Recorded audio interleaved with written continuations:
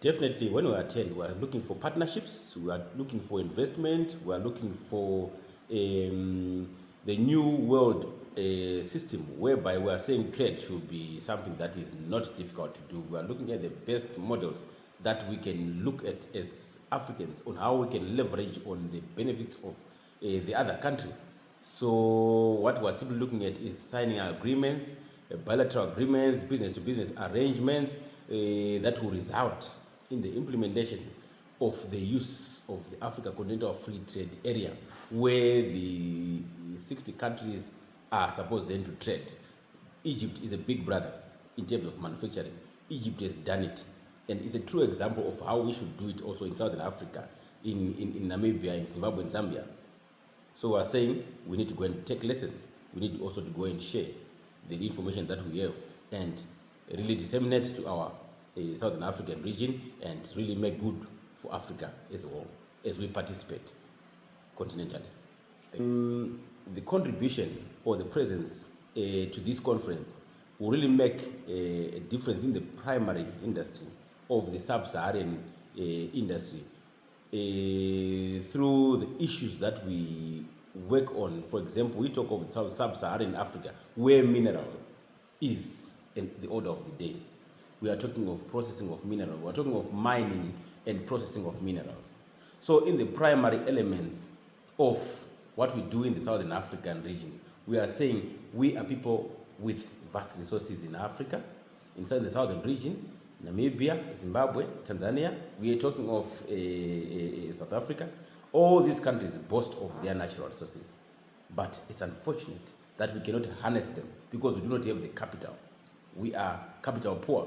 Therefore, by going to Egypt, we are going to meet the Arab world, where we know very well that they are quite wealthy Arab businesses that are very honest when they come to trade with some of these companies, some of our companies in Southern African countries. We need their capital. We need their investment. We need their money. Once we get that money, once we get that investment, we are able to harness our primary source of wealth in Southern Africa. We are then able to sell semi-finished products or even finished products to not only African countries, but even across overseas. Indeed, Egypt is a big nation, number one. Number two, Egypt has got a gross domestic product that is almost equivalent, if not more than, equal to Southern African gross domestic product. So you will see that Egypt as well is mostly into a desert format, where you will not find all these other minerals.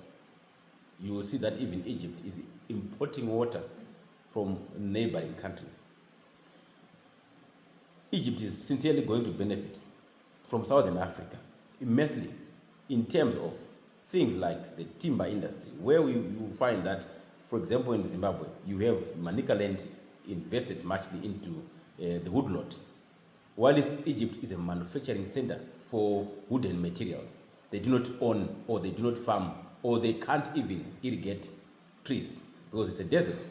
Things like Zimbabwe, things like Zambia, things like these other Southern African countries exporting wood to Egypt will result in that trade, where Egypt becomes the manufacturing hub and then sells back to these African countries as semi-finished products or finished products, or even selling abroad to countries such as Russia, Europe, and so forth. So definitely Egypt will benefit. Not only that, but Egypt will also benefit from also the people. We are talking of the human resources that we have in Southern Africa that is much invested, but in terms of produce, in terms of output, we have got less that we are doing in terms of making these people getting to the employment sector. Egypt, while it's a growing industry in terms of manufacturing, these are the chances where our people could go and learn there. So meanwhile they are learning, they are also investing, they are also giving Egypt an advantage of the resource of labor.